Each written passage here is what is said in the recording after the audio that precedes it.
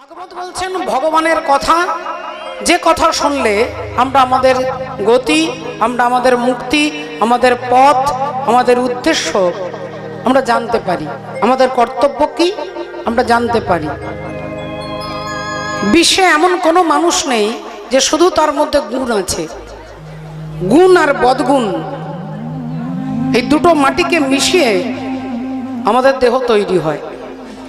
প্রতিটি মানুষের দেহের মধ্যে সুগার আছে, কিন্তু সুগারের মাত্রা যখন প্রয়োজনের অতিরিক্ত বেড়ে যায় তখন তাকে সুগার রোগী বলা হয়।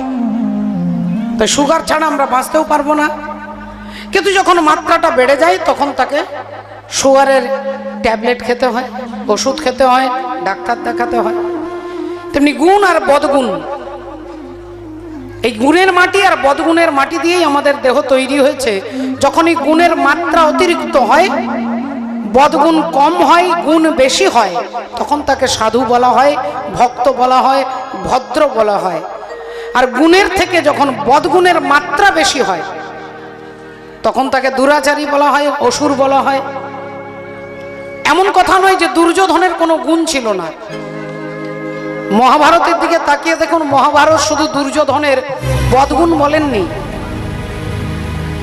মহাভারতে দুর্যোধনের একটা এমন গুণ ছিল যে গুণ পঞ্চপাণ্ডবেরও ছিল না।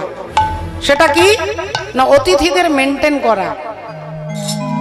বাড়িতে অতিথি এলে অতিথিকে কিভাবে, অতিথির সৎকার কিভাবে করতে হবে, দুর্যোধনের মতো যুধিষ্ঠির মহারাজও জানতেন না। এবং অবাক হয়ে যাবেন যে পঞ্চপাণ্ডবের মধ্যে সব থেকে ছোট যে দু ভাই, মাদ্রীর পুত্র নকুল আর সহদেব, এই নকুল আর সহদেবের যিনি মামা, ত্রিকুরুক্ষেত্রের যুদ্ধে ভাগ্নেদের দলেই যোগদান করা উচিত ছিল, যুধিষ্ঠির দলে যোগদান করা উচিত ছিল, কিন্তু দুর্যোধনের আতিথেয়তা দেখে মামাকে ভাবতে বাধ্য হলো যে পঞ্চপাণ্ডবের দলে গেলে মনে হয় না খেয়ে মারা যাব, তার থেকে দুর্যোধনের দলে যাওয়াই ভালো। তাহলে দুর্যোধনের এমন রিসেপশন, এমন আতিথেয়তা, অতিথিদের প্রতি তার এমন ব্যবহার যে পঞ্চপাণ্ডবের মামাকেও চিন্তা করতে হচ্ছে যে ভাগ্নের দলে যাব না ভাগ্নের যে শত্রু দুর্যোধনের দলে যাব। তাহলে মহাভারত যেমন দুর্যোধনের বদগুণের কথা বলছেন, মহাভারত তেমন তার সুগুণের কথাও বলছেন। তাই এমনটা নয় যে দুর্যোধনের খারাপ মানে সবই খারাপ আর যুধিষ্ঠির ভালো মানে সবই ভালো, এমন বলা যাবে না বাবা। যুধিষ্ঠির মহারাজের ভুল সেখানেও বললেন যে যুধিষ্ঠির মহারাজ পাশা খেলবার জন্য রাজি হয়ে গেলেন, যদিও এর পেছনে অনেক চালাকি ছিল। রাধে রাধে, অনেক চালাকি। পাণ্ডু আর ধৃতরাষ্ট্র দুই ভাই। পাণ্ডু হচ্ছে রাজা, কাজ করতে খুব ভালোবাসতেন, সারা জীবন কাজের মধ্যেই নিজেকে নিয়োগ করে রেখেছে।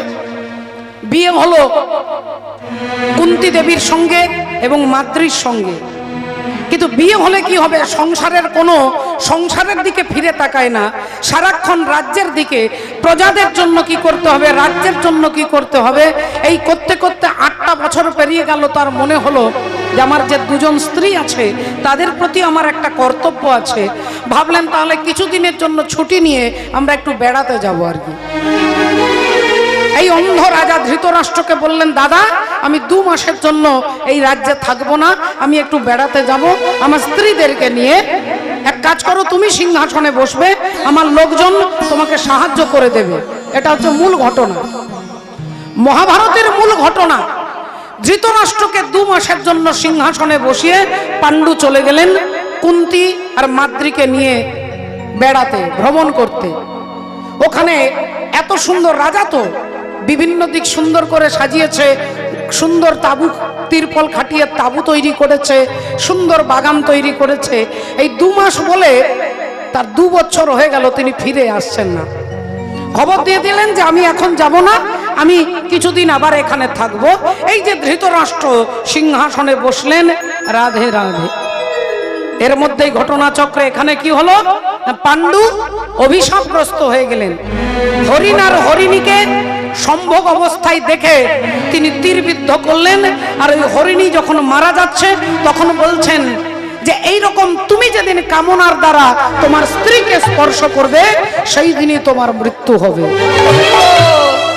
আর পাণ্ডু সে কথা হঠাৎ এমন সময় তিনি ভুলে গেলেন, তার স্ত্রীর কাঁধের ওপরে কাম মনোভাব নিয়ে যেই স্পর্শ করলেন পাণ্ডু মারা গেলেন।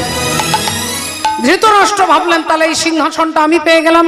এবার ধৃতরাষ্ট্র বসে গেলেন রাজা হয়ে। ধৃতরাষ্ট্রের ছেলে দুর্যোধন, এবার ওই দুর্যোধন কি করলো, পঞ্চ পাণ্ডবকে একটু একটু করে নিজের থেকে নিজের জায়গা থেকে সরানোর চেষ্টা করলেন। তাদেরকে এমন একটা জমি দিলেন যে জমিতে কখনো একটা গাছপালা একটা ঘাস পর্যন্ত হয় না, এমন একটা খণ্ডার জমি দিলেন। আর পঞ্চ পাণ্ডব তার পারিশ্রমের দ্বারা সততার দ্বারা সেইখানে একটা বিরাট বাড়ি করলেন যার নাম হলো ইন্দ্রপ্রস্থ। তাহলে এই যে জমিটা সুন্দর করে তৈরি করলেন, দুর্যোধন ভাবলেন ওই জায়গাটাও আমি নেব। এর জন্য অন্ধ বাবা ধৃতরাষ্ট্রকে বললেন, বাবা ওই পঞ্চ পাণ্ডবকে রাজি করাতে হবে, রাজি করাতে হবে যাতে পাশা খেলাতে সে একদিনের জন্য খেলে। আর এইখানেই হয়ে গেল সমস্যা। ওই চলে এলেন যুধিষ্ঠির জেঠুর সঙ্গে দেখা করতে, আর জেঠু অমনি অনুরোধ করলেন, বাবা তুই একটা দিনের জন্য একটু এদের সঙ্গে পাশা খেল। বাবা মরবার সময় বলে গিয়েছে তোর জেঠু যা বলবে তুই তাই শুনবি, জেঠুর কথার অবাধ্য হবি না। যুধিষ্ঠির মহারাজ ভাবলেন জেঠু যখন বলছে তখন আমাকে তো অবাধ্য হলে চলবে না, কিন্তু এখানটাই তিনি ভুল করলেন। গুরুজন ব্যক্তি যদি অন্যায় সামাজিক অসামাজিক কাজ করতে বাধ্য করেন সেখানে তাকে প্রতিবাদ করতে হবে। সেখানে তাকে বলা উচিত ছিল যে জুয়া আমি খেলবো না, পাশা আমি খেলবো না। কিন্তু যুধিষ্ঠির মহারাজ জেঠুর সম্মান রক্ষা করতে গিয়ে সেখানে পাশা খেললেন।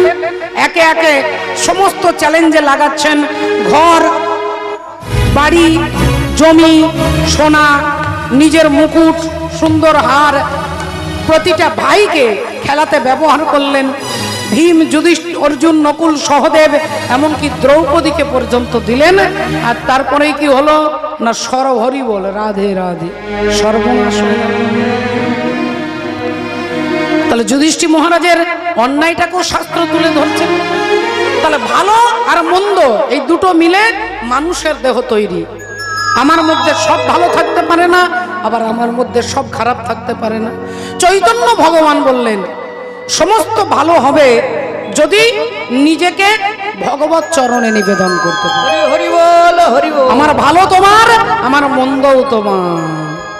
আজি প্রণমি তোমারে চলিব নাথ সংসার কাজে।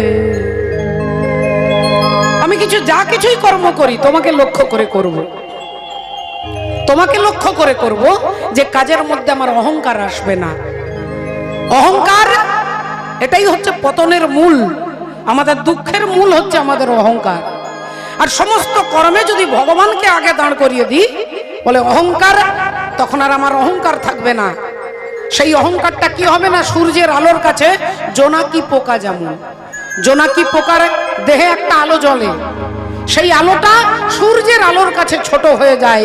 তেমনি আমার অহংকার আছে, কিন্তু এই অহংকারটা যদি বলি আমি কৃষ্ণের দাস, এটাও অহংকার। কিন্তু কৃষ্ণ সূর্যের কাছে এই অহংকারটা ওই জোনাকি পোকার মতো হয়ে যায়। হরি বল হরি বল। আজি প্রণমি তোমারে চলিব নাথ সংসার কাজে। তুমি আমার নয়নে নয়ন রেখো, আমার নয়নে নয়ন রেখো অন্তর মাঝে। আজি প্রণমি তোমারে চলিব নাথ সংসার কাজে। আজি প্রণমি তোমারে চলিব নাথ সংসার কাজে। গীতাতে এটাই বললেন কর্মযোগ। কর্মযোগ, অর্জুন বিষাদ যোগ, ভক্তি যোগ। যোগ কথাটা ব্যবহার করেছেন কেন না, ভগবানের সঙ্গে যেখানে যুক্ত, দুঃখটাও যোগ। গীতার প্রথম অধ্যায় অর্জুন বিষাদ যোগ, অর্জুনের দুঃখটাও যোগ। কেন বলে ওখানে ভগবান যুক্ত আছে। হরি হরি বল। যুদ্ধটাও ধর্মযুদ্ধ, যুদ্ধও ধর্ম। কেন? বলে ওখানে ভগবান যুক্ত আছে। যেখানে ভগবান যুক্ত সেই যুদ্ধটাও ধর্মযুদ্ধে পরিণত হয়েছে। ধর্মক্ষেত্রে কুরুক্ষেত্রে সমাবেতা যুযুৎসব মামকা পাণ্ডবশ্চৈব কিম পূর্বত সঞ্জয়। তাহলে মাননীয় ভক্তমণ্ডলী, ভক্তিমতী মায়েরা, চৈতন্য মহাপ্রভুর মূল উদ্দেশ্যটা কি? না, উদ্দেশ্যটা হচ্ছে ভগবানকে চিনিয়ে দেওয়া, আমাদের স্বরূপটাকে চিনিয়ে দেওয়া। আমরা কে? না জীব নিত্য কৃষ্ণ দাস ইহা ভুলি গেলা, আর তে কারণে মায়া পিশাচি গলায় বাঁধিরা। রাধে রাধে। পদকর্তা এই কারণে বলছে গৌরাঙ্গ লিতে হবে, লিতে হবে ওগো পুলক শরী গৌরাঙ্গ লিতে হবে পুলক শরী।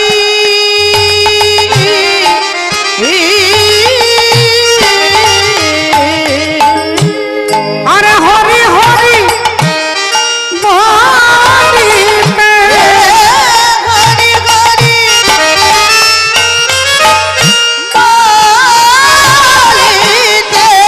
হরি হরি বলিতে, হরি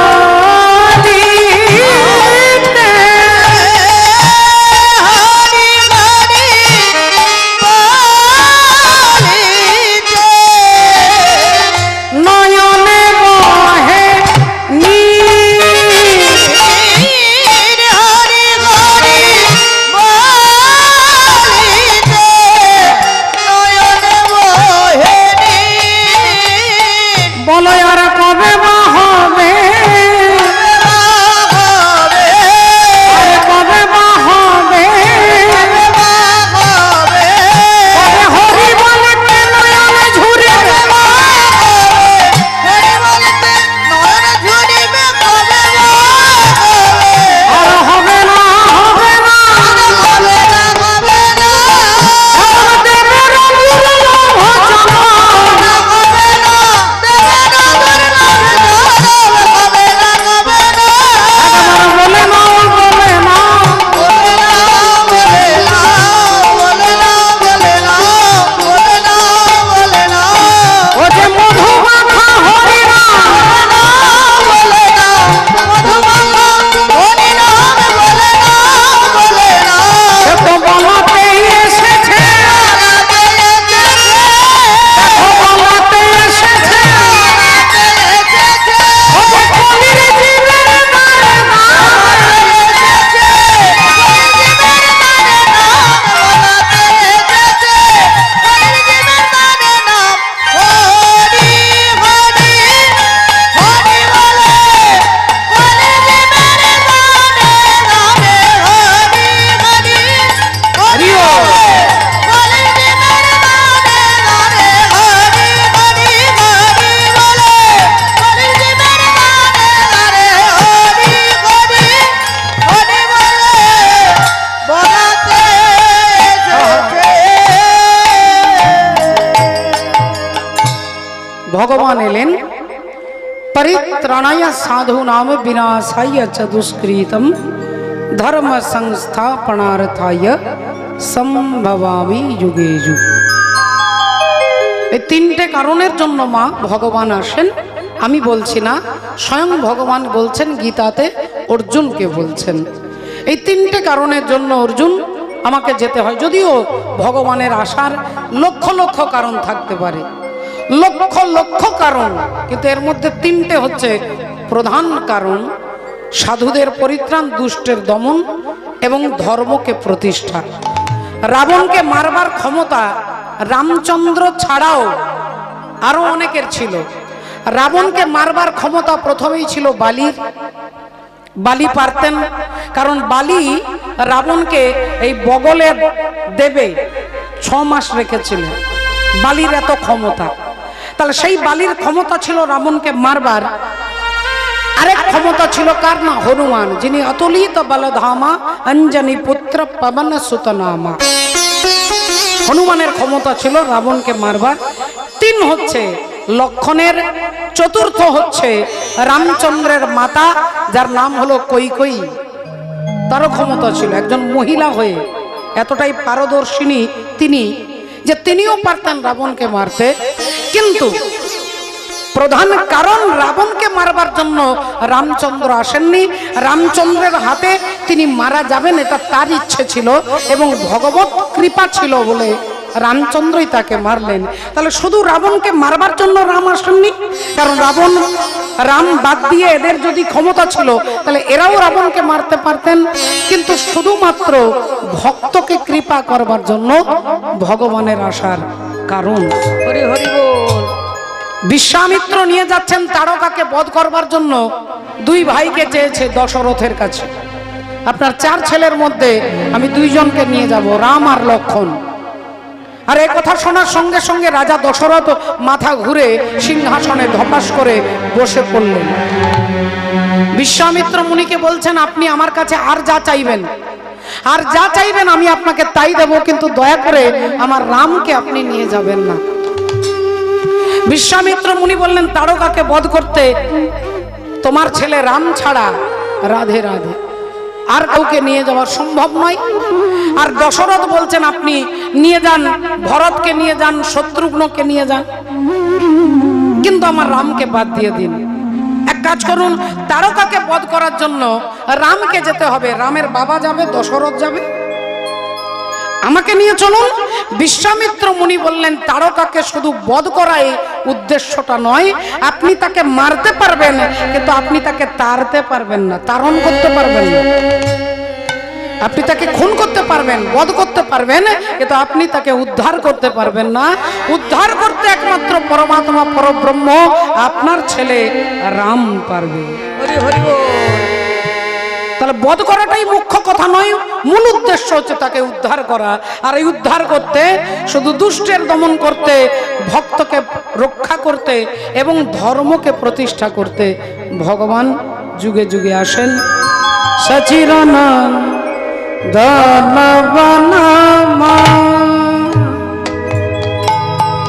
বনমালী মালি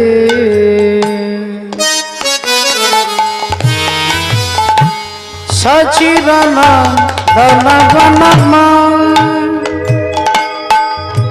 মালি বনমালি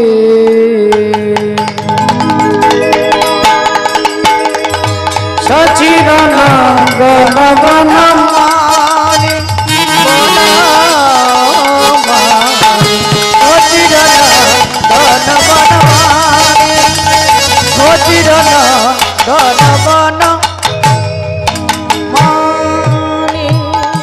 কি বলছেন?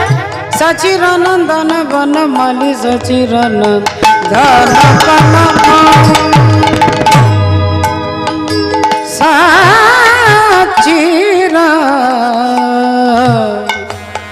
সচিরানন্দন মালী।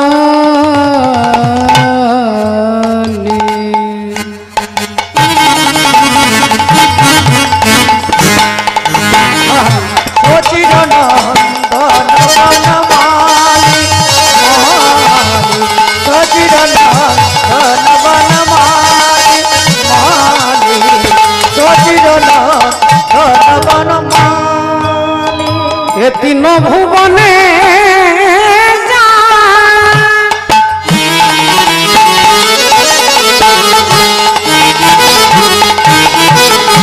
যার তুলনা হি গো এ তিন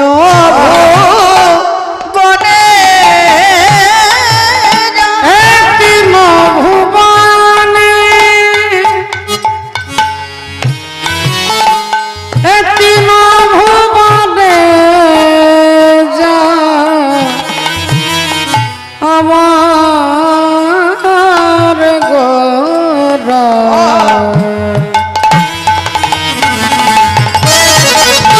হে তিল ভুবনে যার তুলনা না হিক গোড়ায় আমার পগরানো পুতুলি গোড়া গোড়া গোড়ায় আমার পরানো পুতুলি গোড়া গোড়া গোড়া গোড়া সচিদানন্দন সচিদানন্দন বন মধু সচিদানন্দন ধন বন ধন বন ধন বন সচির নন্দন ভগবান গৌর সুন্দর এলেন কি হরের নাম হরের নাম হরের নামৈব কেবলম কলো নাস্তেব নাস্তেব নাস্তেব গতিরন্যথা। হরি নাম ছাড়া কলির জীবের আর কোনো গতি নেই বাবা, কোনো গতি নেই, কোনো পথ নেই, কোনো রাস্তা নেই, সব বন্ধ।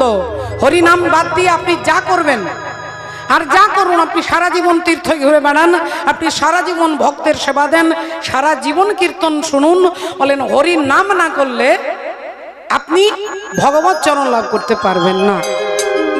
আর ভগবানকে বাদ দিয়ে রাধে রাধে, সাধুগুরু ভক্তের সেবা বাদ দিয়ে, ভক্ত দর্শন বাদ দিয়ে, বলে আপনার ভেতরে ভক্তি উদ্রেক হবে না, ভক্তি আসবে না। আর ভক্তি না এলে বলে ভগবানকে দেখলেও আমরা চিনতে পারবো না, তিনি আমার কাছে দাঁড়ালেও চিনতে পারবো না। কাছে দাঁড়িয়েছিলেন কংসের, কংস চিনতে পারলো না। কাছে দাঁড়িয়েছিলেন দুর্যোধনের, দুর্যোধন চিনতে পারলেন না। কাছে দাঁড়ালেন শিশুপালের, শিশুপাল চিনতে পারলেন না। এর মূল কারণটা কি না, এরা কেউ সাধুর সঙ্গ করেননি। সঙ্গ বলেছে, সাথে নয়। সাধুর পাশে বসে থাকাটা এটা সাধু সঙ্গ নয়, এটা সাথে। আপনার সাথে আমি বাজারে যাব, মানে আপনার পাশাপাশি আমি বাজার যাব, এটা সাথ। আর সঙ্গ, সঙ্গ শরীরে হয় না, সঙ্গ হয় মনে। আর সাথ হয় কিসে না, শরীরে। আপনার পাশে শরীরটা নিয়ে আমি বসে আছি, এটা সাধু সঙ্গ নয়। আপনাকে আমি ছুঁয়ে আছি, এটা সাধু সঙ্গ নয়। সঙ্গ হচ্ছে মনের ক্রিয়া, মনে হয় সঙ্গ। আর সাথে কিসে হয় না, দেহটার দ্বারা। তাহলে আগে আপনাকে বুঝতে হবে, পদ্ম পুরাণ বলছেন সাধু সঙ্গ, সাধু সঙ্গ সর্বশাস্ত্রে কয় লবমাত্র সাধু সঙ্গ জীবের সর্বসিদ্ধি হয়। হরি হরি বল, হরি বল। তাহলে যেখানে মনটা সাধুর কাছে থাকে, গুরুর কাছে থাকে, সেটা হচ্ছে সাধুর সঙ্গ। কুরুক্ষেত্রের যুদ্ধ হচ্ছে, আজকে ভগবান শ্রীকৃষ্ণ অর্জুনকে বলছেন, অর্জুন আজকে তোমার গুরু দ্রোণাচার্যের সঙ্গে তোমাকে যুদ্ধ করতে হবে।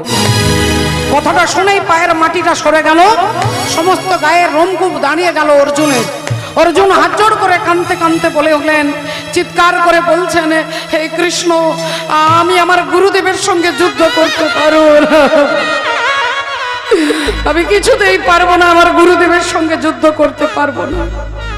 ভগবান বললেন, হ্যাঁ আমি জানি। তুমি কেন? এখানে এই 18 অক্ষহীনী সেনার মধ্যে কারোর ক্ষমতা নেই যে তিনি দ্রোণাচার্যের সঙ্গে যুদ্ধ করতে পারবে। দ্রোণাচার্য এমন একজন বীর যাকে হারানোর ক্ষমতা এখানে কারণ নেই। অর্জুন বললেন, তাহলে তাহলে তুমি আমাকে পাঠাচ্ছ কেন? বলে, শোনো অর্জুন, তোমার গুরু দ্রোণাচার্য তিনি হলেন সাত্ত্বিক ব্রাহ্মণ। আর সাত্ত্বিক ব্রাহ্মণ যিনি হবেন, তিনি 3 বার গায়ত্রী মন্ত্র জপ করবেন। গায়ত্রী মন্ত্র জপ করবেন, রাধে রাধে। আর 3 বার গায়ত্রী মন্ত্র জপ করেন তোমার গুরু দ্রোণাচার্য। তাই ভোরবেলায় উঠে তিনি যখন ওই গাছের তলায় বসে চোখ বন্ধ করে গায়ত্রী মন্ত্র জপ করবেন, তুমি চুপি চুপি গিয়ে তার চরণ দুটো ছুঁয়ে প্রণাম করবে। আর তুমি যখনই পায়ে হাত দেবে, তিনি চোখ বন্ধ করে তোমার মাথায় হাত দিয়ে বলবে, বলো বৎস তুমি কি চাও? তুমি তাড়াতাড়ি বলবে, গুরুদেব আমি জানতে চাই আপনার মৃত্যু কিভাবে হবে। চিৎকার করে উঠলেন অর্জুন, না সখা কৃষ্ণ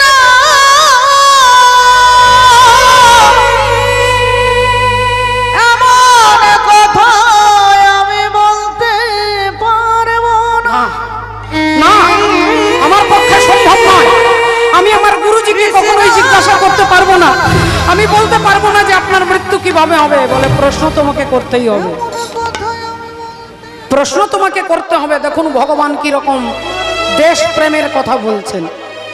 আজকে তুমি তোমার আসনটাকে বাঁচানোর জন্য কথা বলবে না, তুমি তোমার ভালো খাওয়ার জন্য তুমি বলবে না, তুমি তোমার স্বাচ্ছন্দ্যের জন্য গুরুর সঙ্গে যুদ্ধ করবে না। যুদ্ধ করতে গেলে এই দেশটাকে লক্ষ্য করে যুদ্ধ করতে হবে। হাজার হাজার জনগণের জন্য তোমাকে প্রশ্ন করতে হবে। যাও অর্জুন, যাও। অর্জুন অনেক প্রশ্ন, অনেক ব্যথা, অনেক ব্যস্ততা নিয়ে ভগবান বলে দিয়েছে এই আদেশকে লক্ষ্য করে মাথায় নিয়ে ভোরবেলায় এসেছেন গুরু দ্রোণাচার্যের পদপ্রান্তে দাঁড়িয়েছেন। দ্রোণাচার্য চোখ বন্ধ করে গায়ত্রী মন্ত্র জপ করছেন।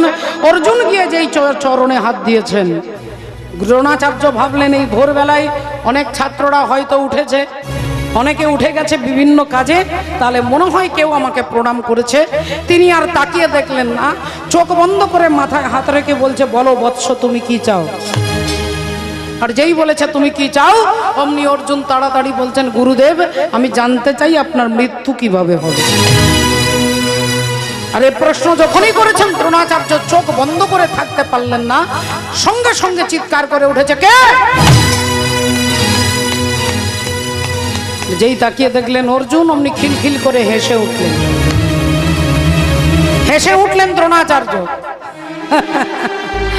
হাসছেন। তবে অর্জুনকে দেখে নয় বাবা ঠাকুর ভক্তিমতী মায়েরা। অর্জুন যেখানে দাঁড়িয়ে আছে তার পেছনে একটা বড় গাছ আছে, আর গাছের আড়ালে পরমাত্মা হরি দাঁড়িয়ে আছেন।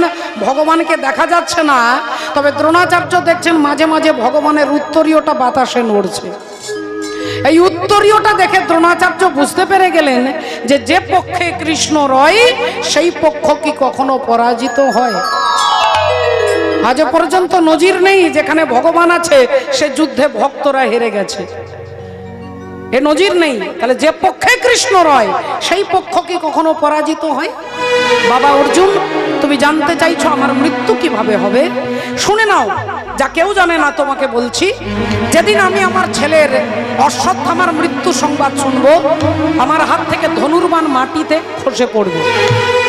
এটা তোমার জেনে রাখা দরকার। আমার হাতে যতক্ষণ ধনুর্বাণ থাকবে, পৃথিবীর কোনো বীর, কোনো শক্তিশালী পুরুষ আমাকে মারতে পারবে না।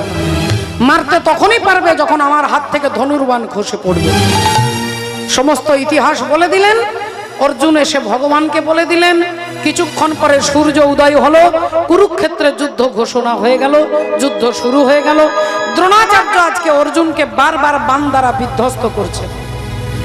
দৃষ্টমং সজনং কৃষ্ণ যুজুৎসং সমুপস্থিতম সিদন্তি মম গাত্রাণি মুখং চ পরিশুষ্বতি বেপতুশ্চ শরীরো মে রোমহর্ষশ্চ জায়তে গান্ডিব সংস্রতে হস্তাৎ তচ্চৈব পরিদজ্যতে ন চ সকনা বস্তু ভ্রমতীব চ মে মনো নিমিত্তানি পশ্য রূপানি হস্তা সজনং মাহিবে ন কাঙ্কে বিজয়ং কৃষ্ণ ন রাজ্যং সুখানি চ কিং ন রাজ্যেন কিং গোবিন্দ ভোগর জীবিতেন বা। হরি হরি বল।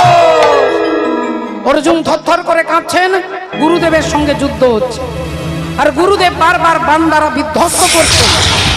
অর্জুন ভয় পেয়ে গেছে, ঘেমে গেছে, তরতর করে ঘেমে যাচ্ছে, থরথর করে কাঁপছেন। ভগবান বুঝতে পারছেন ভক্তের করুণ পরিস্থিতি। আর তখনই ভগবান দেখতে পেলেন মালব্য রাজা ইন্দ্রবর্মা। সেই ইন্দ্রবর্মার একটা পোষা হাতি ছিল, যে হাতিটার নাম হলো অশ্বত্থামা। সেই অশ্বত্থামা নামক হাতিটাকে ভীম গদা দিয়ে মেরেছে। হাতিটা ধড়াম করে পড়ে মারা গেছে। আর যেই হাতি মারা গেছে অমনি ভগবান বলছে, অর্জুন তুমি বলো, বলো অশ্বত্থামা মারা গেছে। অশ্বত্থামা মারা গেছে? আরে ওই তো অশ্বত্থামা বেঁচে আছে, ওই তো দাঁড়িয়ে আছে, কি বলছো তুমি? যে মারা গেছে সে তো একটা হাতি। ভগবান বললেন, এটাই বলো, এই ট্যাবলেটেই কাজ করবে, এই ট্যাবলেটেই কাজ করবে, বলো অশ্বত্থামা মারা গেছে। আর অমনি অর্জুন বলে উঠলেন, অশ্বত্থামা মারা গেছে। যেই বলেছেন অশ্বত্থামা মারা গেছে, দ্রোণাচার্যের কর্ণকুহরে প্রবেশ করেছে, অশ্বত্থামা মারা গেছে। তাহলে আমার ছেলে মারা গেছে, আমার পুত্র মারা গেছে। দ্রোণাচার্য থরথর করে কাঁপছে, কাঁপতে কাঁপতে তিনি পড়ে যাচ্ছেন। হঠাৎ তার মনে হলো, না না না না না, অর্জুন আমার মনে হয়ে গেল, মনে হচ্ছে তুমি আমার সঙ্গে চালাকি করছো, তাই এই মুহূর্তে তোমার কথা আমার বিশ্বাস হচ্ছে না। পেছন থেকে ভগবান বললেন, বেশ তো, অর্জুনের কথা আপনি বিশ্বাস করতে পারছেন না, কে বললে বিশ্বাস করবেন বলুন? বলে ধর্মপুত্র যুধিষ্ঠির বললে বিশ্বাস করব। হরি হরি বল, হরি বল। যদি যুধিষ্ঠির বলেন তাহলে বিশ্বাস করব। ভগবান দেখলেন এবার যুধিষ্ঠির দাদাকে বলাতে হবে। অর্জুনের রথ থেকে নেমে ভগবানের মাথা ব্যথা দেখুন, ভগবান ছুটছে যুধিষ্ঠির দাদার কাছে ভক্তের জন্য, ভক্তের জন্য। রাধে রাধে। মাননীয় ভক্ত মণ্ডলী, ভক্তিমতী মায়েরা, ভগবান ছুটতে ছুটতে যাচ্ছে। কভি কভি ভগবান কভি भक्तों से प्रेम पड़े, अरे जाना था गंगा पार के वट की नाव नाव चढ़े। कभी कभी भक्तों की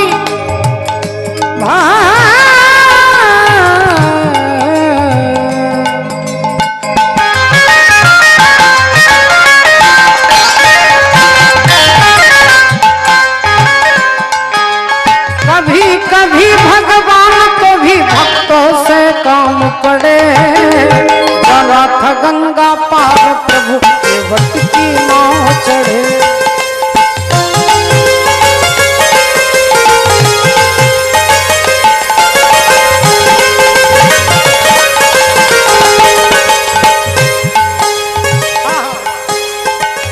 কি বলছেন? कभी कभी भगवान को भी भक्तों से काम पड़े। সব সময় আমাদের ভগবানকে দরকার হয়, বলে ভগবানেরও কখনো কখনো ভক্তকে দরকার হয়। রাধে। जाना था गंगा पार प्रभु के वट की नाव चढ़े, अवध छोड़ प्रभु बन को धाए।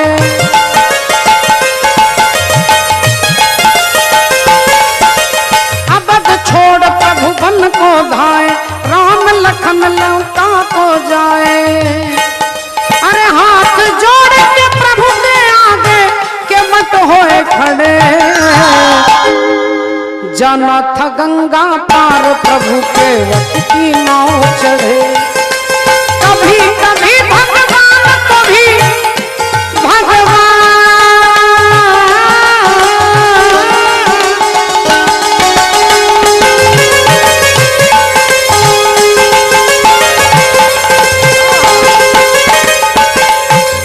कभी कभी भगवान कभी भक्तों से काम पड़े।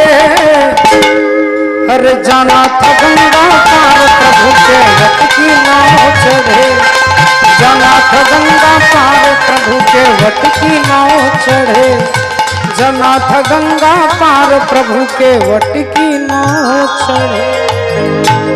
ভগবান ছুটতে ছুটতে এলেন যুধিষ্ঠির দাদার কাছে। ও দাদা, ও দাদা, ও দাদা, ও দাদা, বলো না দাদা, অশ্বত্থামা মারা গেছে, একটু বলো না, একটু বলো না দাদা, তুমি বললেই কাজটা হবে, বলো না। যুধিষ্ঠির দাদা হাত জোড় করে নিলেন, ভগবানের দিকে তাকিয়ে অপলক নেত্রে বলে উঠলেন, তুমি সর্বযজ্ঞের ঈশ্বর, অক্ষয় অব্যয় অবিনশ্বর, ব্রহ্মা বিষ্ণু মহেশ্বর, করে তোমার ধ্যান। কিন্তু কৃষ্ণ রে, আজ তুমি চাইলেও আমার জিহ্বা দিয়ে মিথ্যে বেরোবে না, তুমি চাইলেও আমি মিথ্যে বলতে পারবো না, আমার পক্ষে মিথ্যে বলা সম্ভব নয়।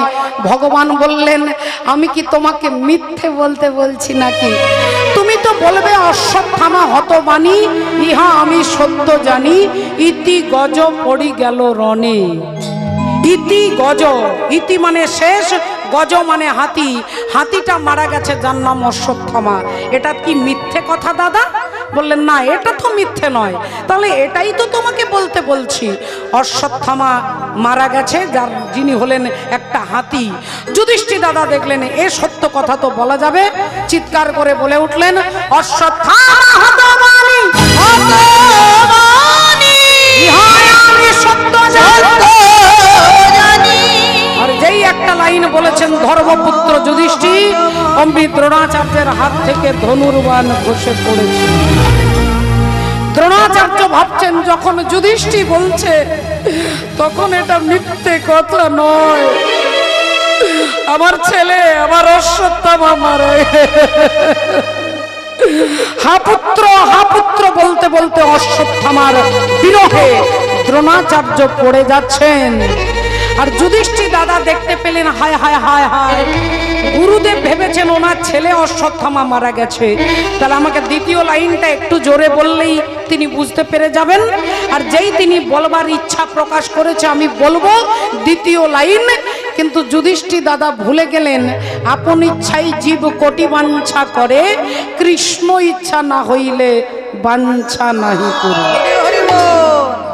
আপনার আমার অনেক ইচ্ছে, অনেক রকমের বাসনা, ছেলে ডাক্তার হবে, মাস্টার হবে, ছেলে এটা হবে ওটা হবে, কিন্তু পিতা মাতার ইচ্ছাতে হবে না মা। যতক্ষণ পরম পিতা না চাইবেন, তিনি মঙ্গলময় হরি, আপনার ছেলের যেটাতে মঙ্গল তিনি সেটা করবেন। আমার ইচ্ছার ওপরে ভগবত ইচ্ছা দাঁড়িয়ে নেই, ভগবানের ইচ্ছার ওপরে আমার ইচ্ছা দাঁড়িয়ে। তাই রাবণের ভাই কুম্ভকর্ণের ইচ্ছে ছিল আমি স্বর্গের রাজা ইন্দ্রের আসনটা নেব, আমি ইন্দ্রের আসনে বসবো, আমাকে সবাই ইন্দ্র বলবে। এই বাসনা নিয়ে তপস্যায় বসলেন, 10,000 বছর তপস্যা করে সৃষ্টিকর্তা ব্রহ্মা বর দিতে এলেন। বলো বৎস কুম্ভকর্ণ, আজ তুমি যা চাইবে তোমাকে তাই দেব, একটা বার তুমি চেয়ে দেখো, বলো তুমি কি চাও। কুম্ভকর্ণ ভাবছেন আমি চাইবো ইন্দ্রের আসন, ইন্দ্রাসন চাইবো। তাই যখনই ব্রহ্মা বলছেন বলো কি চাও, কুম্ভকর্ণ নিজের ইচ্ছাটা বলতে যাবে, তার আগেই ভগবান মা সরস্বতীকে বলছেন যাও ওর জিউ হাতে বসে যাও। আর যেই কুম্ভকর্ণের জিউ হাতে বসে গেলেন, অমনি কুম্ভকর্ণের জিহ্বা দিয়ে বেরিয়ে গেল কি চাও, বলে আমি নিদ্রাসন চাই। ইন্দ্রাসনটা বলতে পারলেন না, নিদ্রাসন বেরিয়ে গেল। আর ব্রহ্মা তাড়াতাড়ি বলে দিলেন তথাস্তু। তাহলে তার ইচ্ছেতে হবে না, তার তপস্যার জোরেও হবে না, ভগবত করুণা না থাকলে। তাই কুম্ভকর্ণের জিহ্বা দিয়ে নিদ্রাসন বেরিয়ে গেল। যুধিষ্ঠির দাদা ভাবছে আমি জোরে বলবো দ্বিতীয় লাইনটা, আর যেই তিনি জোরে বলতে যাবেন তার আগেই ভগবান পাঞ্চজন্য শঙ্খটাকে জোরে বাজিয়ে দিলেন। জোরে বাজিয়ে ভক্তমণ্ডলী ভক্তিমতী মায়েরা, যেই জোরে বাজিয়ে দিলেন দ্রোণাচার্য শুনতেই পেলেন না। আর তার হাত থেকে ধনুর্বাণ খসে পড়ল, তিনি যেই পড়ে গেল, ধৃষ্টদ্যুম্ন এসে দ্রোণাচার্যকে বধ করলেন। দ্রোণাচার্য বিনাশ হয়ে গেলেন। এই মূল ঘটনা থেকে সামাজিক শিক্ষা কি দিচ্ছেন না, সামাজিক শিক্ষা দ্রোণাচার্যের কোনো বদগুণ ছিল না, একটা বদগুণের জন্য শেষ হয়ে গেল বাবা, একটাই মাত্র বদগুণ। তিনি চরিত্রবান, তিনি ধর্মনিষ্ঠ, তিনি ভদ্র, তিনি শিক্ষিত, তিনি নির্লোভী, তিনি চরিত্রবান, তিনি নির্মল, তিনি সত্যবাদী। এতগুলো কোয়ালিটি আছে, শুধু একটাই বদগুণ, আর সেই বদগুণটা হচ্ছে অসৎসঙ্গ। হরি হরি বল। দুর্যোধনের পক্ষে ছিলেন।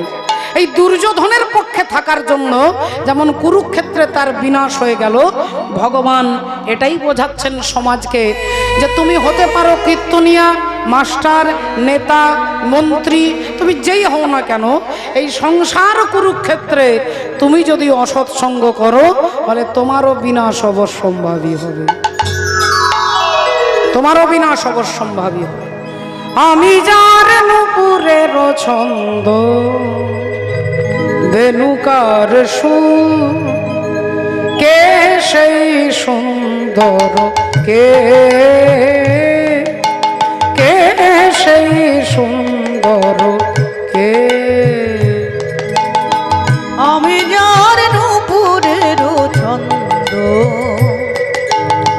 বেনুকার সুর, কে সেই সুন্দর, কে কে সেই সুন্দর, কে। এইদিকে অনেক জায়গা আছে মা, একটু একটু করে রাধে রাধে মায়েরা একটু একটু জায়গা করে দিন। ওনারা দাঁড়িয়ে আছেন, একটু দয়া করে নিজেদের মধ্যে অ্যাডজাস্ট করে নিন। রাধে রাধে। আমি যার নুপুরের ছন্দ, বেনুকার সুর, কে সেই সুন্দর, কে কে সেই সুন্দর, কে আমি যার বিলাস যমুনা, আমি যার বিলাস যমুনা, কোনো কেউ কে সেই সুন্দর কে কে সেই সুন্দর কে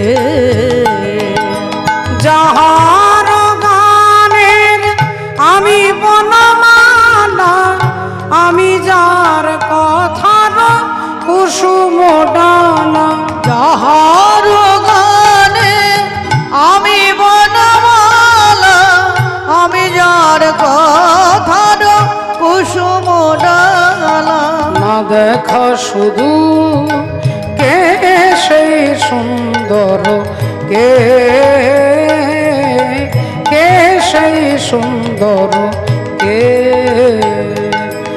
আমি যার নুপুরের ছন্দ বেনুকার সুর কে সেই সুন্দর কে কে সেই সুন্দর কে তাই ভক্তমণ্ডলী ভক্তিমতী মায়েরা পদকর্তা এই কারণে কলম দিচ্ছেন বিষয় ছাড়িয়া কবে শুদ্ধ হবে মন আজ বিষয় ছাড়িয়া কবে শুদ্ধ হবে মন বিষয় ছাড়িয়া কবে শুদ্ধ হবে মন বিষয় ছাড়িয়া কবে শুদ্ধ হবে মন কবে হাম হেরব সেই মধুর বৃন্দাবন কবে হবে হেরব সেই মধুর বৃন্দাবন কবে হবে হেরব সেই মধুর বৃন্দাবন অগরূপ রঘুনাথ পদে হইবে আকুতি রূপ রঘুনাথ পদে হইবে আকুতি আরে কবে হাম বুঝব সেই যুগল প্রীতি কবে হবে বুঝাব সেই যুগল প্রীতি কবে হবে বুঝাব সেই যুগল প্রীতি রূপ রঘুনাথ পদে রহুমরে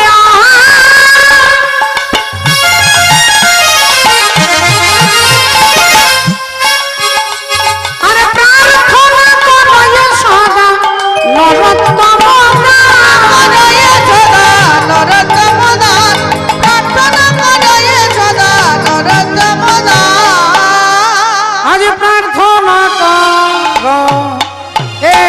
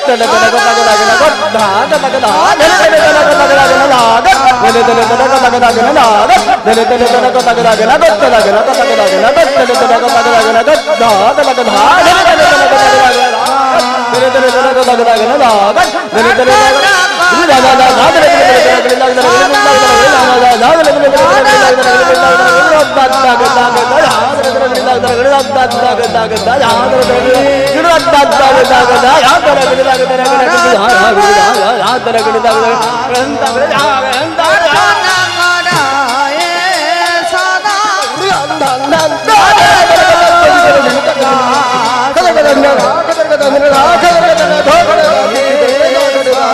Run,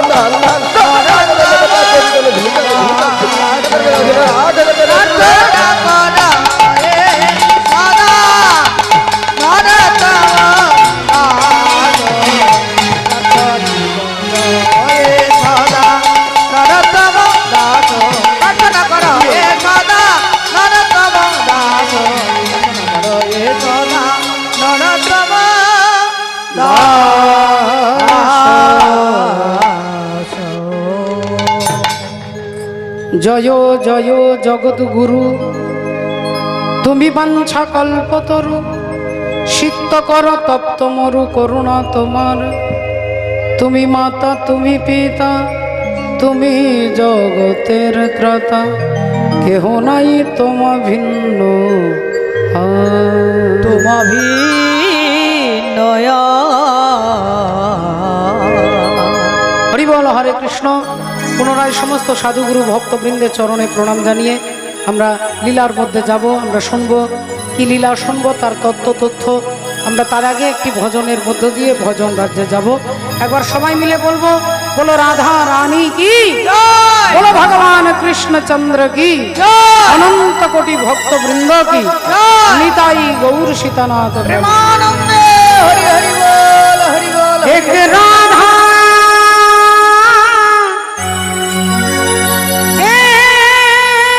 এক মীরা,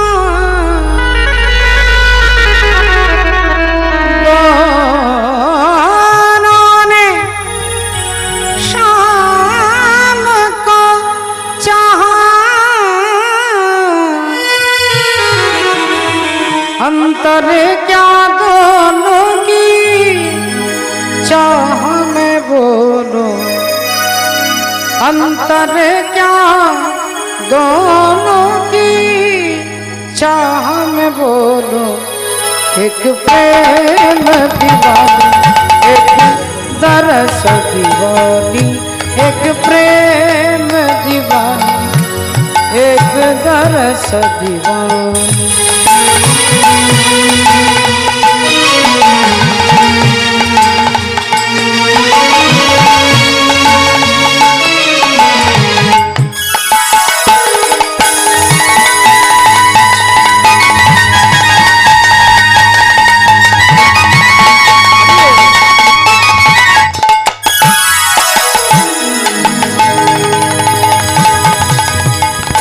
एक राधा राधा राधा, एक राधा एक मीरा, दोनों ने शाम को चाहा, अंतर क्या दोनों की चाह में बोलो। एक प्रेम दीवानी, एक दरस दीवानी, एक प्रेम दीवानी, एक दरस दीवानी।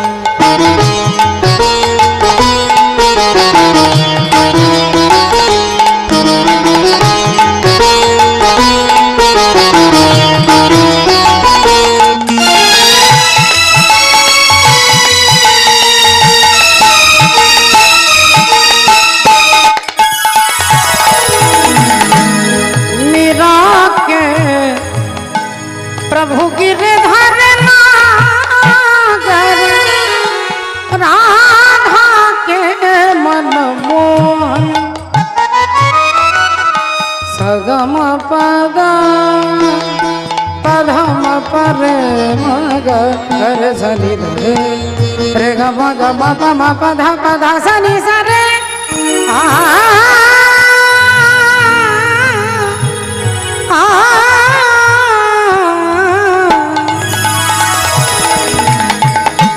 मीरा के प्रभु गिरधर नागर, राधा के मन मोहन, राधा नित श्रृंगार करे और मीरा बन गए जोगन। एक रानी एक दासी, दोनों हरि प्रेम की प्यासी, अंतर क्या दोनों की चाह में बोलो। एक सूरत लुभानी, एक मूरत लुभानी, एक सूरत लुभानी, एक मूरत लुभानी।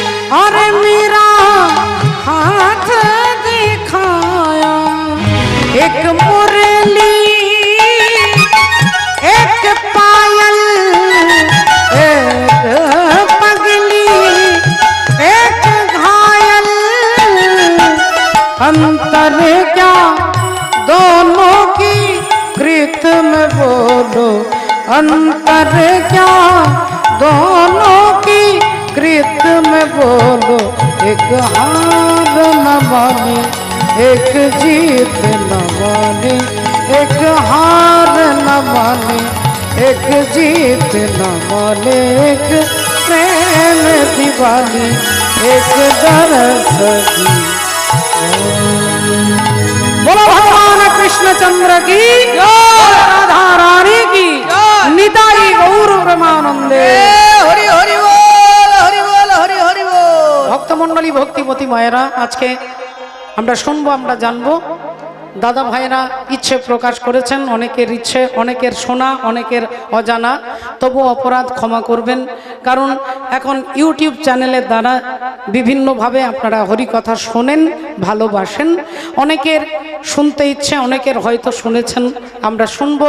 আজকের সামনেই আসছেন শিব চতুর্দশী, অর্থাৎ বাবা ভোলেনাথের সঙ্গে মা পার্বতীর বিবাহের কথা আমরা শুনবো, আমরা জানবো। এই মুহূর্তে আমরা চলে যাব প্রজাপতি, রাধে রাধে, মহামুনি ভৃগু। সেই ভৃগু মুনি যজ্ঞ করছেন। যজ্ঞের স্বর্গ মর্ত পাতাল সবাইকে নেমন্তন্ন করেছে।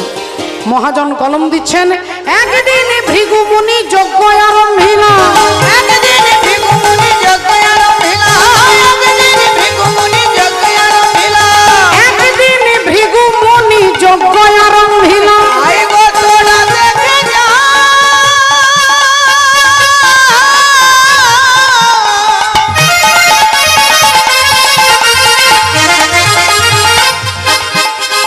ও গো নগরবাসী,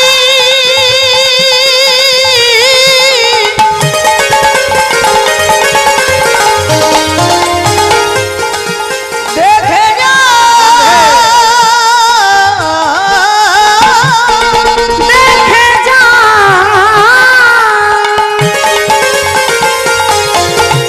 একদিন ভৃগু মুনি যজ্ঞ আরম্ভিলা। একদিন ভিখু মুনি যজ্ঞ আরম্ভিলা। একজন শ্রেষ্ঠ ব্রাহ্মণ, তিনি হচ্ছেন মহামুনি ভৃগু, যে ভৃগু মুনির ওপরে দায়িত্ব দিয়েছিলেন যে ব্রহ্মা বিষ্ণু মহেশ্বরের মধ্যে, এই তিন দেবতার মধ্যে কে ভগবান, আপনাকে নির্বাচন করতে হবে। আর সেই ভৃগু মুনির পদচিহ্ন ভগবান বিষ্ণুর বক্ষে আজও পর্যন্ত তার চিহ্নটা জলজল করছেন বাবা। সেই ভৃগু মুনি যজ্ঞ করছেন, স্বর্গ মর্ত পাতাল সবাইকে নেমন্তন্ন করেছেন। যথারীতি সবাই এসেছেন সেই দিন, সবাই এসে নিজের নিজের জায়গায় বসেছেন নীরবতা পালন করে। এমন সময় আজকে একটু আসতে দেরি হয়ে গেছে, ইচ্ছে করে দেরি করছেন। তিনি হচ্ছেন প্রজাপতি দক্ষ রাজা। হেন কালে আইলেন দক্ষ প্রজাপতি, হেনকালে আইলেন দক্ষ প্রজাপতি, হেনকালে আইলেন দক্ষ প্রজাপতি। প্রজাপতি দক্ষ রাজা আজকে ইচ্ছে করে একটু দেরি করে আসছেন, শুধু তার গুরুত্বটা বোঝানোর জন্য। তার গুরুত্ব বোঝানোর জন্য সবাই যাতে আমার নাম মুখে মুখে বলে, এখনো এলো না, এখনো এলো না। আর অহংকারী ব্যক্তি যারা, তারা নিজেদের নামটা শুনতে একটু পছন্দ করেন বাবা। ভেতরে যাদের অহংকার আছে তারা নিজের প্রতিষ্ঠা নিয়েই ব্যস্ত থাকেন। তাই আমার প্রশংসা, আমার কথা সবাই বলবে। নিজে ইচ্ছে করে দেরি করছে আসতেন। হেন কালে আইলেন দক্ষ প্রজাপতি, হেনকালে আইলেন দক্ষ প্রজাপতি। আর তাকে যেই দেখেছে প্রজাপতি দক্ষ রাজা আসছে, অমনি সবাই নিজের নিজের চেয়ার ছেড়ে, আসন ছেড়ে উঠে দাঁড়িয়ে শ্রদ্ধা নিবেদন করছেন। হাত জোড় করে, মাথাটা নিচু করে সবাই তাকে সম্মান জানাচ্ছেন, শ্রদ্ধা জানাচ্ছেন। মাথা নিচু করে নিজের চেয়ার ছেড়ে উঠে দাঁড়িয়ে হাত জোড় করে। প্রজাপতি দক্ষ রাজার খুব ভালো লাগছে, আমাকে দেখে সবাই উঠে দাঁড়িয়েছে, আমাকে দেখে সবাই প্রণাম করছে, নমস্কার করছে। কিন্তু একবার আমি দেখে নিই, আমার উচিত কে কে আমাকে দেখে উঠে দাঁড়াচ্ছে না আর কেই বা আমাকে প্রণাম করছে না, একটু ভালো করে দেখে নেওয়া যাক। এই ভালো করে চতুর্দিকে, সামনে পেছনে ডাইনে বামে ঘুরে ঘুরে দেখতে গিয়ে দেখলেন যে বাঁ দিকের কোণে 3টে চেয়ারে 3জন বসে আছে, যারা আমাকে দেখে উঠেও দাঁড়াচ্ছে না আর আমাকে দেখে নমস্কারও করছে না। তাহলে আমি একবার ভালো করে দেখে নিই, অনেক সময় দেখাটা গন্ডগোল হয়ে যায়, তাই একবার ভালো করে দেখে নিই। যখন লঙ্কাতে হনুমান গিয়েছিলেন, খুব রেগে গিয়েছিলেন যে আমার মা সীতাকে রাবণ তুলে নিয়ে গেছে। রেগে রেগে তিনি লঙ্কায় প্রবেশ করে সারা লঙ্কা সীতা মাকে খুঁজছে। আর এমন সময় সীতা দেবীকে খুঁজে দেখতে পেলেন, বললেন মাগো তোমাকে কত জায়গা খুঁজলাম, কত বাগান, কত চারিদিকে লাল লাল ফুল ফুটে আছে, তোমাকে সব জায়গায় খুঁজে এইখানে পেয়েছি। সীতা দেবী বললেন বাবা এখানে তো কোনো লাল ফুল ফোটেনি। আর হনুমান বললেন না না আমি নিজের চোখে দেখেছি মা, চতুর্দিকে সব দিকে শুধু লাল ফুল। সীতা দেবী বললেন না না লাল নয় সাদা। হনুমান বললেন না আমি নিজে দেখেছি লাল। সীতা দেবী বললেন তাহলে চলো একবার দেখা যাক। আর যেই মা সীতা দেবীর সঙ্গে একটু এগিয়েছে, দেখছে সব সাদা ফুল। হনুমান বললেন 10 মিনিট আগে আমি লাল দেখলাম, এখন সাদা হলো কেন? সীতা দেবী বললেন বাবা তুমি যখন দেখেছিলে তখন ক্রোধে দেখেছিলে, আর ক্রোধে কোনো বস্তু দেখার দৃষ্টিভঙ্গিটা আলাদা হয় বাবা। হরি হরি বল। একটাই কাজ, একই রকম দেখতে, কিন্তু উদ্দেশ্য আলাদা হয়। যিনি চুরি করে, যিনি ডাকাত, যিনি খুন করে, তারও মুখে কিন্তু রুমাল বাঁধা থাকে, সেও মুখে কাপড় বেঁধে আসে, তারও হাতে ছুরি থাকে। আর ডাক্তার যিনি অপারেশন করবেন বলে তারও মুখে মাস্ক পরানো থাকে, হাতে ছুরি থাকে। দুজনেই ছুরি দিয়ে পেটটা চিরে দেয়, দুজনেই ছুরি দিয়ে পেট চিরে দেয়, ডাকাতও চিরে দেয়, ডাক্তারও চিরে দেয়, কিন্তু দুজনের উদ্দেশ্য আলাদা। একজন খুন করার উদ্দেশ্য নিয়ে পেট চিরে দেয়, আর একজন রুগীকে সুস্থ করবার জন্য অপারেশন করে। তাহলে উদ্দেশ্য আলাদা, এই উদ্দেশ্যটা আগে চিনতে হবে। দক্ষ প্রজাপতি দেখলেন একটু ভালো করে দেখে নি, তারপরে 12টা বাজিয়ে ছাড়বো। আর যেই ভালো করে দেখতে গেলেন অমনি তিনি নিজেই হেসে ফেললেন। আচ্ছা আচ্ছা আচ্ছা, আমার প্রথম চেয়ারে আমার বাবা বসে আছেন। আমার বাবা, দক্ষ প্রজাপতির বাবা হচ্ছে সৃষ্টিকর্তা ব্রহ্মা। তাহলে আমার বাবা বসে আছেন ব্রহ্মা, যার পায়ের বুড়ো আঙ্গুল থেকে আমি জন্ম নিয়েছি। তাহলে আমার বাবা বসে আছে, বাবা তো বসে থাকবেই। বাবা কি আর আমাকে প্রণাম করবে? না, বাবা আমাকে দেখে উঠে দাঁড়াবে। তাহলে একটু দেখি দ্বিতীয় চেয়ারটা বাবার পাশে কে বসে আছে, তারপরে মজা দেখাবো। আর যেই আবার ভালো করে দেখতে গেলেন অমনি দেখলেন আমার বাবারও বাবা বসে আছে। আমার বাবার যিনি বাবা মানে আমার দাদু, তিনি কে? না, তিনি ভগবান বিষ্ণু। কারণ বিষ্ণুর নাভি থেকে ব্রহ্মা সৃষ্টি হয়েছে। তাহলে আমার দাদু বসে আছেন। তা বেশ করেছেন, দাদু বসে আছেন, ভালো করেছেন। আর তার দাদুর পাশে চেয়ারে কে বসে আছে একটু দেখি। আর যেই দেখতে গেলেন অমনি বলে উঠলেন অভদ্র, অসভ্য, গাধা, মূর্খ, শ্মশানে মশানে ঘুরে বেড়ায়, ছাই ভস্য মাখে, ভদ্রতার লেশ মাত্র নেই, বাঁদরের মতো চোখ, কথা বলতে জানে না, দিন রাত্রি বম বম করে। কথাটা কাকে বলছেন মা? সবাই জানেন, বাবা ভোলেনাথ মহাদেব। তা ভোলেনাথকে এতগুলো কথা বলছে। আচ্ছা ধরুন যিনি পড়াশোনা জানেন না, তাকে যদি কেউ বলে দেয় যে আপনি পড়াশোনা জানেন না, মূর্খ, এমনিতে সে হয়তো জানে না, এটা বলে দিলে কিন্তু তিনি কিন্তু রেগে যাবে।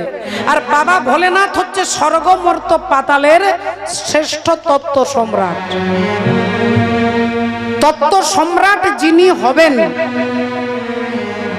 তিনি সংসারে থাকতে পারবেন না, সংসার ছেড়ে সোজা ছুট। তত্ত্ব সম্রাটকে দেখুন, সুখদেব গোস্বামী মাতৃগর্ভ থেকে জন্ম নিল। জন্ম নেওয়ার সঙ্গে সঙ্গে নাড়িটাকে ছেদন করতে হবে। সেই মায়ের নাড়ির সঙ্গে সন্তানের নাড়ি যে যোগাযোগ, সেইটাকে যে ছিন্ন করতে হবে, সেইটুকুও সময় নেই। ওই নাড়িটা ধরে সোজা তিনি ছুটছেন গোবিন্দ গোবিন্দ বলতে বলতে। তাহলে শ্রীকৃষ্ণ গোবিন্দ হরে মুরারি এই বলতে বলতে তিনি যাচ্ছেন। কেন? কারণ তিনি তত্ত্ব সম্রাট। তত্ত্বের যিনি সম্রাট হবে, সংসার তার ভালো লাগবে না, সংসারের বন্ধনে তিনি আবদ্ধ থাকবেন না। তিনি হচ্ছেন বাবা ভোলেনাথ। বাবা ভোলেনাথের শিষ্য হচ্ছে রাবণ রাজা, যার সোনার বাড়ি। রাবণের শিষ্য হচ্ছে অর্থমন্ত্রী কুবের। এরা সব রাবণের ছাত্র শিষ্য। অথচ গুরুদেব থাকে কোথায়? বলে শ্মশানে থাকে। একটা ঘর নেই, মাথার উপরে ছাদ নেই, পাঁচিল নেই, কিছু নেই। কেন? কারণ তিনি তত্ত্ব সম্রাট। সেই তত্ত্বের সম্রাটকে বলছে মূর্খ, তাকে বলছে গাধা, কিছু জানে না। আর যেই এ কথা বলছেন বাবা ভোলেনাথ এই কান দিয়ে শুনছেন, এই কান দিয়ে বার করে দিচ্ছেন। তিনি হাসছেন। অমানি না মান দেন কীর্তনিয়া সদা হরি ত্রিনাদোপি শুনিছে না তররি বসহিষ্ণু না। তিনি হচ্ছেন বৈষ্ণব, আর বৈষ্ণব তার অপমানটাকে তিনি একান দিয়ে শুনছেন, একান দিয়ে বার করে দিচ্ছেন। ভক্তিমতী মায়েরা, বৈশাখ মাসের দুপুর 2টোর সময় যদি কেউ গায়ে সোয়েটার দিয়ে, কানে মাফলার দিয়ে, চাদর দিয়ে দুপুর 2টোয় রাস্তা দিয়ে যায়, আপনারা কি বলবেন মা? বৈশাখ মাসে দুপুর 2টোতে গায়ে চাদর দিলে কি মনে হবে? হয় মনে হবে তার জ্বর আছে, নইলে মনে হবে তিনি পাগল। যে কোনো একটা। প্রচন্ড গরমে গায়ে চাদর দেওয়া মানে তার প্রচন্ড ঠান্ডা লাগছে, জ্বর এসেছে। তাহলে জ্বর যার এসেছে, ঠান্ডা তার লাগবে। তিনি যদি ডাক্তারবাবুর কাছে যায়, ডাক্তারবাবু কি ওষুধ দেবে? ঠান্ডার ওষুধ দেবে না জ্বরের ওষুধ দেবে? ভালো করে ভেবে বলুন। এই পুচকু সোনা বলে দিয়েছে, উত্তর দিয়েছে। আপনারা বলুন, যার জ্বর আছে তার ঠান্ডা লাগবে, ডাক্তারবাবু কার চিকিৎসা করবে? ঠান্ডা লাগার চিকিৎসা করবে না জ্বরের ওষুধ দেবে? কিটা দেবে? তাহলে যার ভেতরে জ্বর আছে তার ঠান্ডা লাগবে, জ্বরটা থাকবে না, ঠান্ডা লাগবে না। তাহলে যার ভেতরে অহংকার আছে তার অভিমানের ঠান্ডা লাগবে। যার অহংকার আছে তার অভিমানের ঠান্ডা লাগবে। অহংকার যখনই চলে যাবে বলে অভিমানও চলে যাবে। হরি হরি বল। তাই বাবা ভোলেনাথের অহংকার নেই, তাই তার অভিমানও নেই, মানও নেই, প্রেস্টিজও নেই। তাকে বলছে গাধা, তাকে বলছে বাঁদরের মতো চোখ। তিনি এই কান দিয়ে শুনে এই কান দিয়ে বার করে দিচ্ছেন। এমন সময় শিব ঠাকুরের যারা ভক্ত তারা তো ছেড়ে দেবে না। তারা বলে উঠলো, কি বলছেন আপনি? আপনি কি বলছেন? ভৃগুমুনিকে বলছেন। আপনি আমাদের মালিককে বলছেন অভদ্র, যার থেকে ভদ্রতা জ্ঞান সমস্ত জগৎ শেখে। আপনি আমাদের মালিককে বলছেন মূর্খ, যিনি হচ্ছেন জ্ঞানীদের মধ্যে অগ্রগণ্য।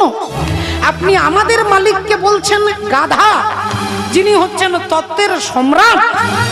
কি বলছেন আপনি? ভৃগুমুনিকে যখনই তেড়ে ধরেছে, তখনই দক্ষ প্রজাপতি, রাধে রাধে, প্রজাপতি দক্ষ রাজা ছুটে এসেছে। আর প্রজাপতি দক্ষ রাজাকে বলছে, আপনি মুখ সামলে কথা বলবেন। আপনি তো অবাক কথা বলছেন আমাদের মালিককে। আমরা তার দাস হয়ে আমরা তার নিন্দা সহ্য করতে পারবো না। ভৃগুমুনি বলে উঠলেন, এই যে চুপ করো, চুপ করো, চুপ করো, চুপ চুপ। শ্বশুর মশাই হচ্ছে দক্ষ রাজা, জামাই হচ্ছে শিব ঠাকুর। তাহলে শিব ঠাকুর আর জামাইয়ের, শ্বশুর আর জামাইয়ের মধ্যে কথাবার্তা চলছে, মাঝখানে তোমরা নাক গলাচ্ছ কেন? তোমরা কেন নাক গলাচ্ছ? আমি ব্রাহ্মণ ভৃগুমুনি এই যজ্ঞ সূত্র, এই পইতে হাতে নিয়ে তোমাদের অভিশাপ দিচ্ছি, তোমরা শিবগণ সব পাষণ্ডী হয়ে যাবে। শিবগণ সব পাষণ্ডী হয়ে যাবে। শিব ঠাকুরের ভক্তরা বললেন, আচ্ছা তাহলে দোষটা করলেন প্রজাপতি দক্ষ রাজা, আর তাকে কিছু না বলে আমাদেরকে বলছেন, আচ্ছা তাহলে তো আমরা আপনাকেও ছেড়ে দেব না, আপনাকে আমরা অভিশাপ দিচ্ছি, আপনি ব্রাহ্মণ ভৃগুমুনি, আজ থেকে ব্রাহ্মণ হবে লক্ষ টাকার ভিখারি। আজ থেকে ব্রাহ্মণ লক্ষ টাকার ভিখারি হবে। শিব ঠাকুর দেখলেন আর সহ্য করা যাচ্ছে না, এখানে থাকা যাবে না, এখান থেকে সোজা বেরিয়ে চলে যায়।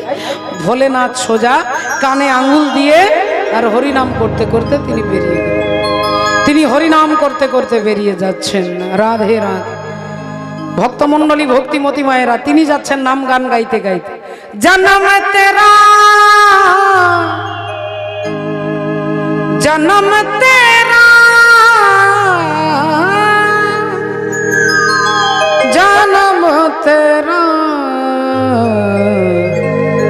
जन्म तेरा, बात ही बीत गया रे तूने कबहु न कृष्ण कृष्ण कहो जन्म तेरा बात ही बीत गयो तुम्हें कबहु न कृष्ण कहो जन्म तेरा बात ही बीत गयो अरे तूने कबहु न कृष्ण कहो जन्म तेरा बात ही बीत गयो अरे तुम्हें कबहु न कृष्ण कहो जन्म तेरा बात ही बीत गयो पर तूने कबहु न कृष्ण कहो সারা জন্মে আমরা কত কথা বলেছি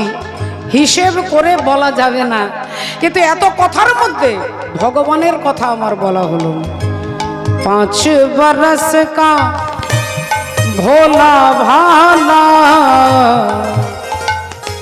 5 बरस का भोला भाला अब तो 20 भयो 5 বছর বয়স থেকে সাধুরা বলছেন হরি নাম করো মা বাবারা দাঁড়াচ্ছেন বলে না না এইটুকু বয়স থেকে আর কি হরির কথা বলবে একটু বড় হতে দিন ওই 5 বছরের ছেলেটা 20 বছর হলো বলে 20 বছর বয়সে একটু হরি ভজন করে একটু দীক্ষা নাও বলে এখন হবে না এখন কলেজ পাশ করেছে ইন্টারভিউ দেবে চাকরি করবে এখন হবে না বাবাজি দেখতে দেখতে মকর 25 माया कारी मकर 25 माया कारी देश विदेश गयो